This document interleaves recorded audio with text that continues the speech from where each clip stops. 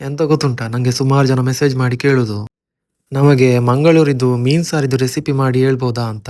ಹಾಗಾಗಿ ನಾನಿವತ್ತು ಬಾರಿ ಚಂದವಾದ ಟೇಸ್ಟಿಯಾದ ಒಂದು ಮೀನ್ ಸಾರಿದ್ದು ರೆಸಿಪಿ ತಗೊಂಡು ಬಂದಿದ್ದೇನೆ. ಕೊನೆ ತನಕ ನೋಡಿ, ತುಂಬಾ ಇಷ್ಟಪಡ್ತೀರಾ. ಹಾಗಾದ್ರೆ ಶುರು ಮಾಡುವಲ್ಲ, ಇನ್ನೆಂತಕ್ಕೆ ಲೇಟ್ ಮಾಡುದು. ಒಂದು ಫ್ರೈ ಪ್ಯಾನ್ ಅನ್ನು ಗ್ಯಾಸ್ ಸ್ಟವ್ ನ ಮೇಲೆ ಇಡಿ. ಸ್ವಲ್ಪ ಸಾಸಿವೆ, ಸ್ವಲ್ಪ ಕಾಳು ಮೆಣಸು, ಸ್ವಲ್ಪ ಜೀರಿಗೆ, ಸ್ವಲ್ಪ ಸೋಂಪು, ಸ್ವಲ್ಪ ಮೆಂತೆಕಾಳು, ನಿಮ್ಮ 4 ಕೈಯ ಮುಷ್ಟಿಯಷ್ಟು ಕೊತ್ತಂಬರಿ ಕಾಳು, ಅಂದ್ರೆ 4 ಸಲ ನಿಮ್ಮ ಕೈಯಲ್ಲಿ ಈ ತರ ಹಾಕಿದ್ರೆ ಆಯ್ತು. ಒಂದು 15ರಿಂದ 20 ಕೆಂಪು ಮೆಣಸು ಹಾಕಿ ಆಯ್ತಾ. ಸ್ವಲ್ಪ ಆಯಿಲ್ ಹಾಕೊಳ್ಳಿ ಹುರ್ಕೊಳ್ಳಿಕ್ಕೆ. ಇನ್ನೊಂದೇನಂದ್ರೆ, ಮೆಣಸು ಹಾಕ್ಲಿಕ್ಕೆ ಮುಂಚೆ ಹೀಗೆ ಅದರ ಹಿಂದೆ ಬಾಲ ಉಂಟಲ್ಲ, ಅದೆಲ್ಲ ರಿಮೂವ್ ಮಾಡಿದ್ರೆ ಆಯ್ತು. ಇಲ್ಲದ್ರೆ ಟೇಸ್ಟ್ ಅಷ್ಟು ಒಳ್ಳೆ ಬರುದಿಲ್ಲ. ಒಂದು 5 ನಿಮಿಷ ಫ್ರೈ ಮಾಡುವ ಇದನ್ನೆಲ್ಲ. ಅದೇ ಫ್ರೈ ಪ್ಯಾನಿಗೆ ಒಂದು 3 ಮೀಡಿಯಂ ಸೈಜ್ ನೀರುಳ್ಳಿ ಕೊಚ್ಚಿ ಹಾಕೊಳ್ಳಿ. ಫ್ರೈ ಮಾಡ್ಲಿಕ್ಕೆ ಬೇಕಾದಷ್ಟು ಸ್ವಲ್ಪ ಆಯಿಲ್ ಹಾಕೊಳ್ಳಿ. ಒಂದು ಸ್ವಲ್ಪ ಹೊತ್ತು ಬ್ರೌನ್ ಕಲರ್ ಬರುವ ತನಕ ಫ್ರೈ ಮಾಡ್ಕೊಳ್ಳುವ. ಅದೇ ಫ್ರೈ ಪ್ಯಾನಿಗೆ ಒಂದು ಅರ್ಧ ಗಡಿಯಷ್ಟು ತೆಂಗಿನಕಾಯಿಯ ತೆಂಗಿನ ತುರಿ ಹಾಕೊಳ್ಳುವ. ಅದರ ಮೇಲೆ ಒಂದು ಸ್ವಲ್ಪ ಅರಿಶಿನ ಹಾಕೊಳ್ಳುವ.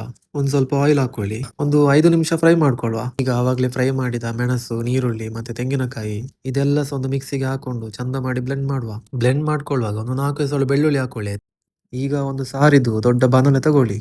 ಅದಕ್ಕೆ ಸ್ವಲ್ಪ ಆಯಿಲ್, ಕರಿಬೇವು, ಬೆಳ್ಳುಳ್ಳಿ, ಸ್ವಲ್ಪ ನೀರುಳ್ಳಿ, ಒಂದು 5 ನಿಮಿಷ ಫ್ರೈ ಮಾಡ್ಕೊಳ್ಳುವ. ಒಂದು ಟೊಮೆಟೊ ಹಾಕೊಳ್ಳಿ, ಚಂದ ಫ್ರೈ ಮಾಡಿ ಬೇಯುವ ತನಕ. ಈಗ ಬ್ಲೆಂಡ್ ಮಾಡಿದ ಮಸಾಲಾನ ಹಾಕೊಳ್ಳುವ. ಒಂದು 2 ಲೋಟ ನೀರು ಹಾಕೊಳ್ಳಿ, ಒಂದು ಮೀಡಿಯಂ ಗ್ರೇವಿ ಆಗುವಷ್ಟು. ರುಚಿಗೆ ತಕ್ಕಷ್ಟು ಉಪ್ಪು, ಹುಣಸೆ ನೀರು, ಮಸಾಲ ಒಂದು 5 ನಿಮಿಷ ಕುದಿಲಿ. ಆಮೇಲೆ ಹೀಗೆ ಒಂದೊಂದಾಗಿ ಮೀನನ್ನು ಹಾಕಿದ್ರೆ ಆಯ್ತು. ಮೀನು ಹಾಕಿ ಒಂದು 10 ನಿಮಿಷದ ನಂತರ 4 ಹಸಿಮೆಣಸು, ಶುಂಠಿ, ಒಂದು 2 ನಿಮಿಷ ಮುಚ್ಚಿಡಿ. ಟೇಸ್ಟ್ ನೋಡುವಲ್ಲ ಈಗ. ಸಾರಂತೂ ರೆಡಿ ಆಯ್ತು. ನನ್ ಜೊತೆ ಊಟಕ್ಕೆ ಯಾವಾಗ ಬರ್ತೀರಾ? ನಾನಂತೂ ಆಪ ದೋಸೆ ಹಾಕೊಂಡು ಮೀನ್ ಸಾರಿನ ಜೊತೆ ಗಟ್ಟಿ ಊಟ ಮಾಡ್ತೇನೆ.